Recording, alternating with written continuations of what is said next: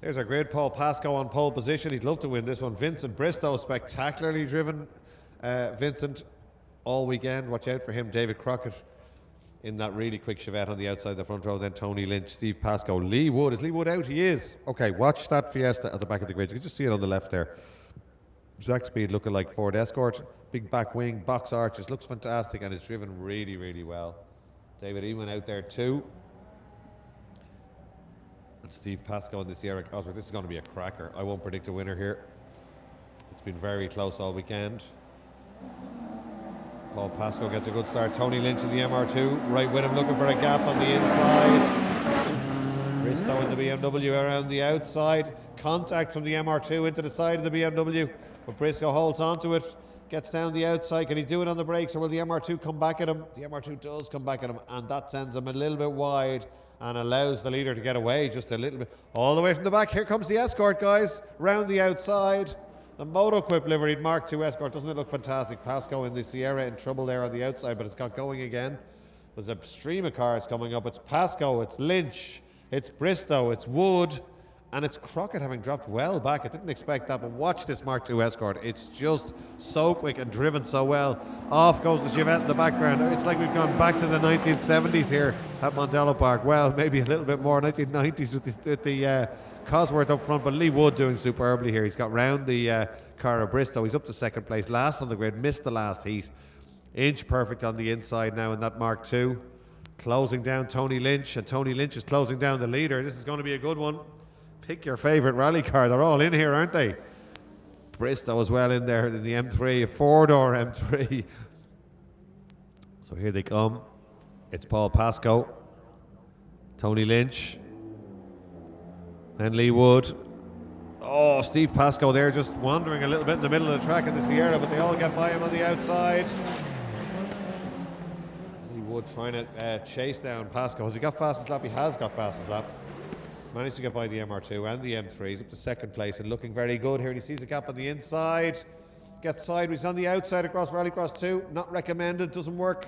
Gets back in behind the Escort. What normally happens is you're driven wide and you lose another place there, but Tony Lynch not quite close enough to capitalise. This is cracking stuff. We love retro Rallycross at Mondello Park. Maybe we need a class for Briscoe, or Pascoe it is, I should say, down the inside. Lee Wood gets up the inside. It's a drag race now, but I think the more modern car will have it only just. Can he close the door? No, I don't think he can. Lee Wood is late in the brakes. And he's down the inside. Is there contact? There isn't. That's good driving between both of them. Lee Wood could have got into the quarter panel. Well, what happened? Pascoe's gone off there on the outside. Oh, he's contacted the MR2 and Lee Wood lucky not to be collected. A couple of 360s. It's all gone very messy all of a sudden. I think that was inadvertent. I don't think there was any malice in any of that. But we'll watch it again in a while. But certainly that has put Lee Wood all the way up to the front, but he's not just finished yet because Vincent Bristow, who's entertained us all weekend in the BMW, is right with him. Look at that BMW. It really looks like something. Oh, the red flags are out. The red flags are out. Now we've done, that's 4 laps. We'll go back 3 laps, half distance. Will we get a rerun? Well, I'll tell you who'll hope we won't get a rerun is certainly Lee Wood, because that will put him right to the back again. Would that give us more entertainment? Possibly. Wouldn't be very nice for him after that fantastic drive, but motorsport is motorsport. Let's see what happens. Anyway, I'm going to take a deep breath because that was absolutely fantastic stuff there from the Retro Rallycross guys. It did get a bit messy towards the end, but absolutely fantastic racing. Let's have a replay and see what happened, because I'm not 100% sure of what happened there when it all went wrong. Here they come. So Pascoe's leading. Wood is with him. There's no contact. Pascoe's gone in very quick to hold off. Oh yeah, he just gets out of shape himself and goes off on the inside. Holds it nicely. There's that bump. That's what caught Julian Godfrey, and it's caught him. It's flicked the car across to the left. It unsettles the car. He keeps it pinned. It looks like he's still in the lead, but actually Tony Lynch has got a run at Lee Wood, and that was why it happened. He could have slotted back in there, but the Toyota got such a run, and he certainly wasn't trying to do that. Broke the back suspension on the MR2. These guys don't run into each other. They're not like the 8-valve stock hatch guys that used to race here before. We used to call them the axe murderers, 8-valve stock hatch guys. It was Hardy racing. It was none of that. It was completely inadvertent and couldn't really be avoided, and I don't think anybody is to blame, but I am saddened by it because that was absolutely fantastic racing. Brian Matthews from Patch Tire Equipment in the commentary box with me, he approves. It's definitely worth watching this retro stuff, and hopefully we'll get them back here to Mondello Park again. That's such a shame, Tony Lynch, because he was right up there in third place and actually challenging for second and maybe for the lead when that incident happened. But as we said, it was nobody's fault. So a very much depleted grid coming down for a restart now, and it's Bristow, Wood, Crockett. Crockett could be a danger man here. Hadn't gone well in that one, but he's been quick all weekend. And then David, I'm not sure if it's Ewan or Ewan. I'll apologise if I'm pronouncing his name incorrectly, but I didn't manage to trace him down in the paddock to find out which way it was. There's a few other cars beginning to resurrect and move around slowly around the track. So maybe we'll get a few more back out.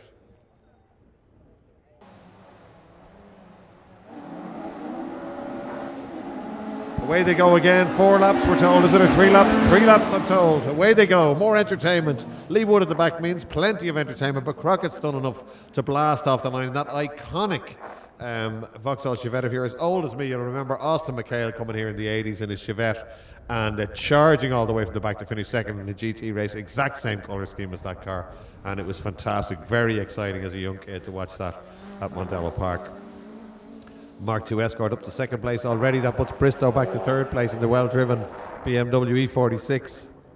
So an iconic Chevette, an iconic Mark II Escort, and a car that looks a bit like a minicab in third place, but it's not driven like a minicab. It's absolutely superb. He's got to be one of our favourite drivers, Bristow, this weekend. He really has been driving the door handles off that car. It handles well, it's well settled, but the two lightweight cars in front beginning to get away, and this is what we've seen all weekend, Chevette versus Escort. It's like rallying in the 1980s. The Chevette is quicker in a straight line. Lee Wood in that Escort, I think, is quicker around a lap.